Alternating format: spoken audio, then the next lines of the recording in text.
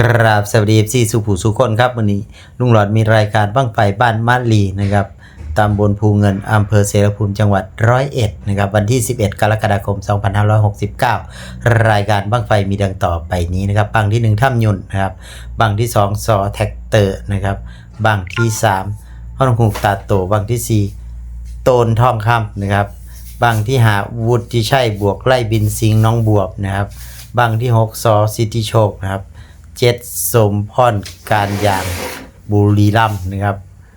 บวกเอกลุงเรื่องการยางยโสธรนะครับ บังที่8นะครับทางสายใหม่นะครับบังที่9อย่างนี้ว่างม่วงออสตานะครับบังที่10นะครับนครไผ่นะครับ11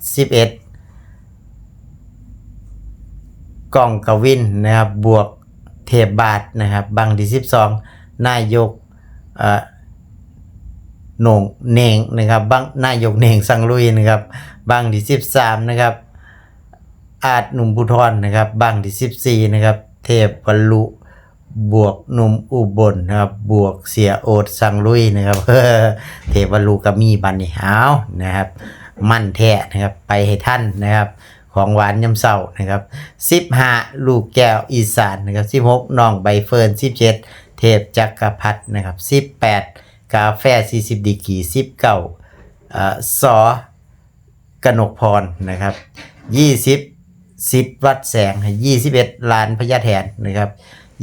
22วัยรุ่นก่อสร้างนะครับ23ออยเจริญนะครับ